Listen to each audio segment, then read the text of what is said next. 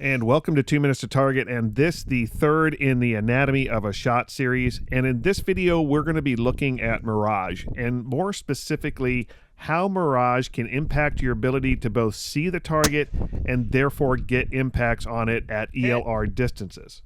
Now, the genesis of this video was from a trip I took with my friend Ron about a year ago out to BLM land in the Nevada desert to scout for shooting locations. And this time of year is a weird one where I live in California for ELR shooting because the BLM land where I normally go is closing down for fire season, and the passes through the Sierras haven't opened back up again since winter. And even if the passes are open, chances are you're not getting very far off the main roads because the Forest Service roads probably look like something like this, which are pictures from a trip we took a few years ago, and this one was in July. So fast forward to this year, my friend Ben is going to be back in town and wants to shoot some ELR. It's end of April, can't go to the hills, can't go to the mountains, so where are we going to go? Well, it's off to the desert.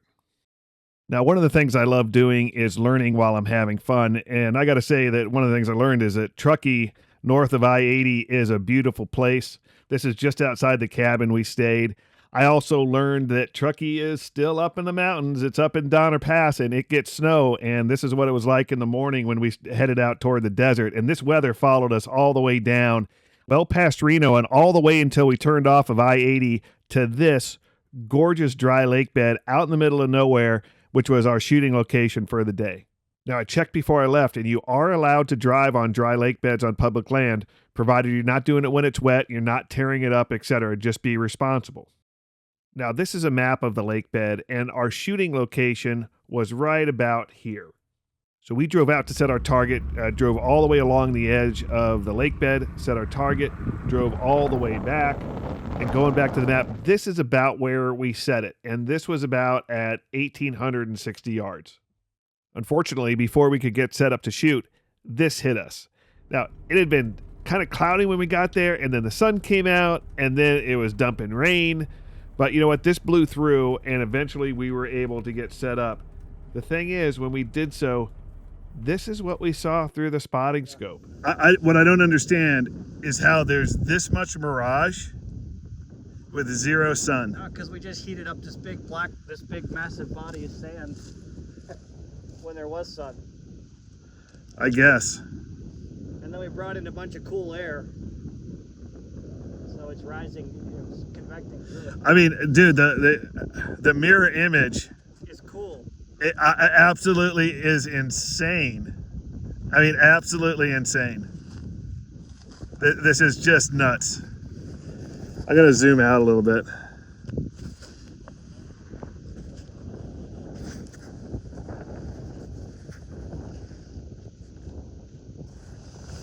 And just try and get I mean, I can't really get a pano, but like, holy cow. Now, this was the image through the spotting scope, which was like 3 feet off the lake bed. This is what it looked like through the actual rifle scope, which is less than a foot. And when you zoom in on this, look at that target. That's not a round target. It doesn't look like one. That looks like a pill. Can you imagine trying to hit that? Well, we did try, and it really didn't work out so well. Yeah, dude, I mean, this would be a miracle.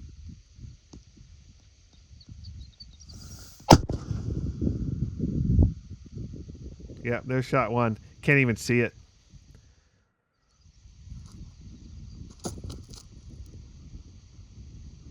There's shot two.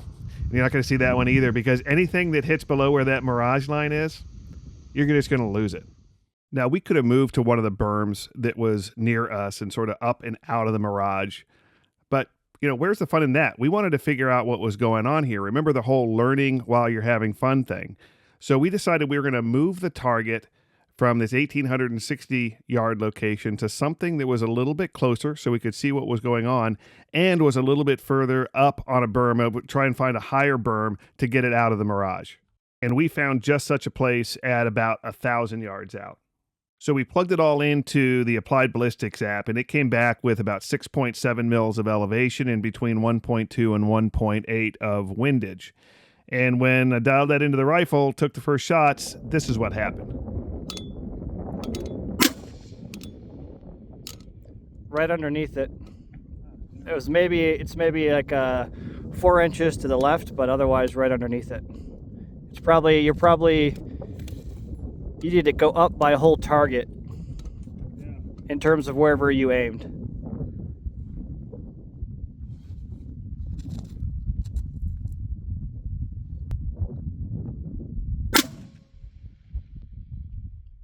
Right in front of it. Dead center, right in front of it. Okay. Probably only like 4 inches. So you just heard me say it. I shouldn't be missing by this much at 1,000 yards. Regardless, I ended up adjusting up by 0.4 mils to get on target. Ben adjusted another 0.1 and shot a string after I did. All right, so And here are the results. I mean, I'm pretty happy with the vertical on this. So these shots all here are Ben's shots, all these high ones. All my shots were the ones that were down here. And if you look at the vertical, my shots were coming in at, probably somewhere in the neighborhood of 5 inches, 4 inches. Ben's were all up here and coming in at similar things, 4.5 inches. He adjusted up before he shot because I was down on the bottom half of the target. But, you know, I'll take I mean, again, we got this right to left. The wind is squirrely. You can see it in the Mirage in the videos. But I'll take a 4.5 inch vertical at 1,000 yards. I mean, that's sub half MOA. Very happy with that. And we're going to do this one more time. Spray this and get a blank target, and we'll try it one more time.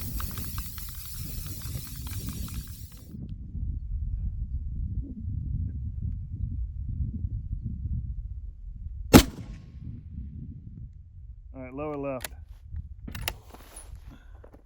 It's about 8 o'clock. Yeah.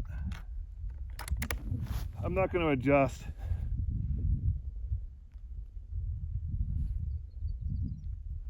I mean, I think the wind dropped. I take that back. I'm going to adjust for windage. 0.2. I think the wind dropped. The Mirage is not nearly as heavy.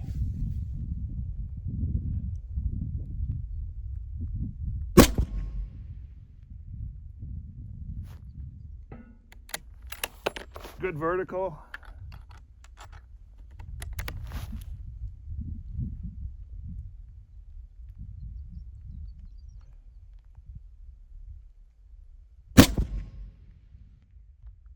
Oh, that one went high. No good vertical. That was actually a really hot round. 28.51. That's 25 feet per second. Yeah, that's smoking actually hot. 35 feet per second more than the average. So that was a very hot round.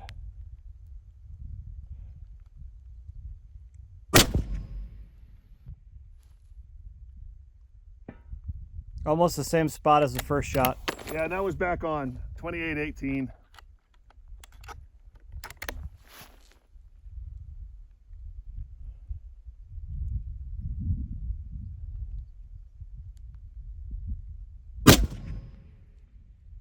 Almost the same spot. Same spot.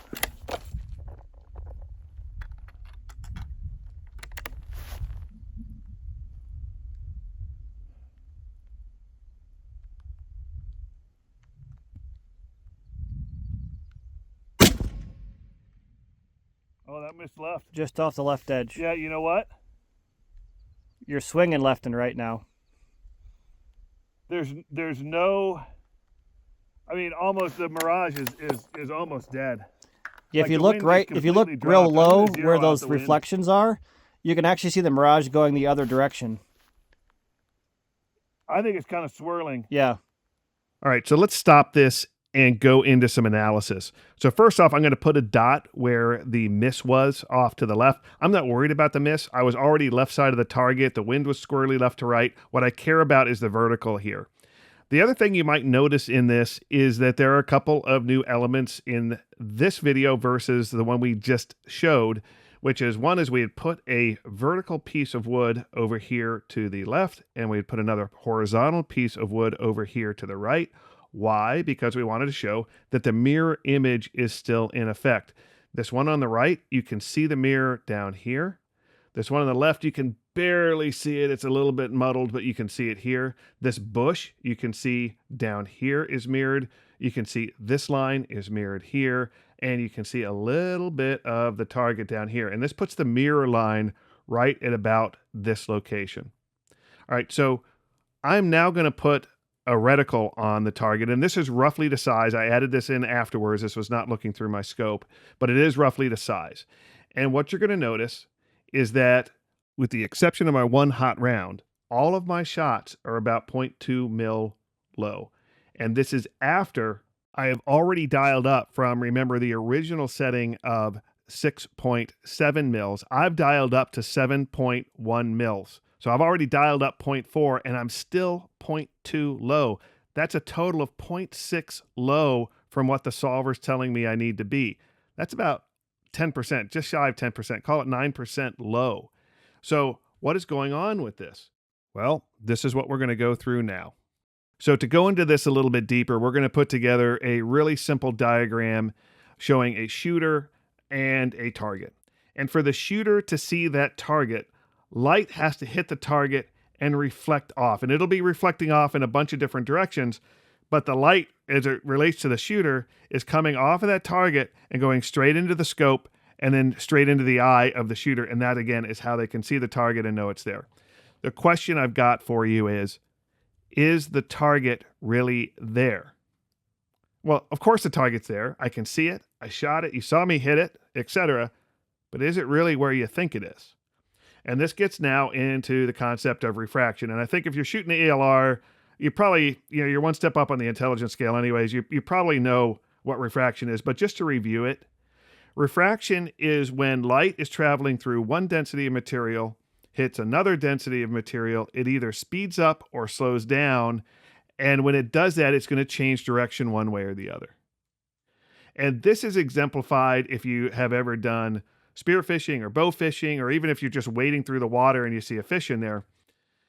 You will see this fish, and the actual location of the fish in the water is putting out light. And in a normal scenario, if there was no water and air difference, that light would go straight into your eye.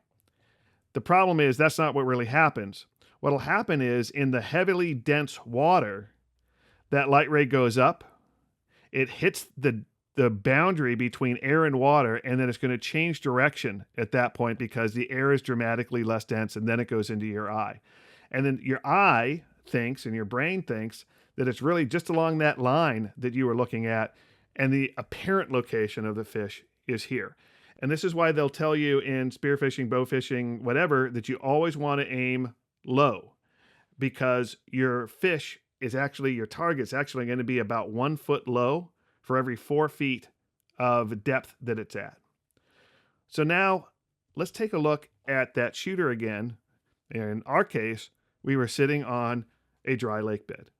That dry lake bed, we got there, it was a little bit sunny, the sun was warming it up, and you ended up getting this temperature gradient because the air at the base of the lake, at the surface of the lake, was warmer because the lake was heated, and that air is less dense. And then as it raises, it cools, and that becomes more dense. Now, in our case, it was even worse because it rained after we got there. So it was hot, and then it rained, the air cooled down. The air cooled down more rapidly than the lake bed cooled down, and so you had a much more aggressive temperature gradient there. And I might be mistaken, but I think Ben said that. Just heated up this big massive body of sand when there was sun. I guess. And then we brought in a bunch of cool air. Yep. So let's take a look now at what this means from a target perspective. This is almost identical to what you see in the fishing scenario, except it's sort of reversed because the more dense stuff is up top and the less dense stuff is at the bottom. And so the light rays are going to change direction as they travel from that more dense cool air into the less dense hot. Now, you're not going to get this immediate angle change like you get with water because of the gradient. So what it's going to look like, if let's go ahead and put the target, the actual target location in, is the light rays coming off that are going to go down into this temperature gradient and slowly curve into our eyes. And if you extend out that angle from what we're looking at, it looks like the apparent location of that target is, guess what? Lower, which means if you're aiming at the apparent location, you're aiming beneath the actual target. And in my case, that ended up being about 0.6 mils. I hope you learned as much from watching this video as I did making it. One of the most important things I hope you take out of this is our public lands are absolutely amazing places, and the desert's no exception. It's my favorite place to go now. But, you know, public lands are there for us to use, but they're also there for us to protect and take care of. So always police your brass, pick up your trash. Second is that the target isn't always where it seems to be. Now, this was a pretty extreme situation, but if it's happening here, it'll happen to a lesser extent in other situations as well. And then lastly, it just reinforced that ELR is my zen. Every time I go out someplace like this, I get out into the hills, and now, you know, more and more getting out to the desert, I come back a better person. I come back healed and refreshed, and I absolutely love this stuff. I hope you get the same feeling from doing it as I do. Now, that's it for this video. If you liked it, please subscribe. Actually, it's almost it for this video. If you like it, please subscribe, hit the like button. I'm going to finish this up with the tail shots of that string I was shooting, and wait for the end, because my last shot of the day was an absolute doozy. I'll catch you next time on 2 Minutes to Target. Okay, same spot again. The Mirage on this camera actually looks like it's moving right to left now. You think it's moving right to left? On this camera, it looks like Just that a way. bit. I'm going to hold a little bit to the right side. Yeah, I think it's actually moving right to left.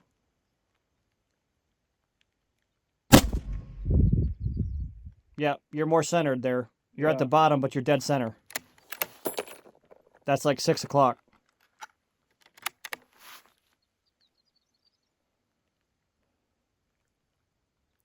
Yeah, look at that Mirage. I mean, it is swirling. I mean, the wind just, I mean, dude, we were blowing 50 miles an hour not 10 minutes ago.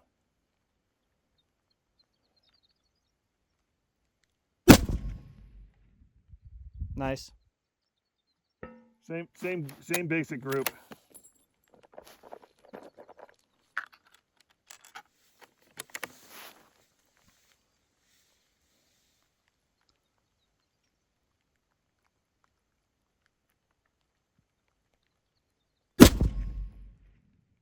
Dead center, just about.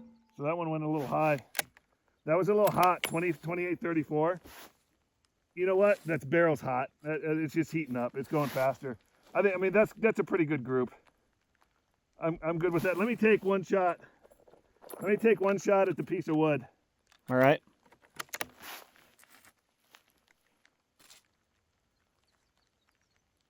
It's raining.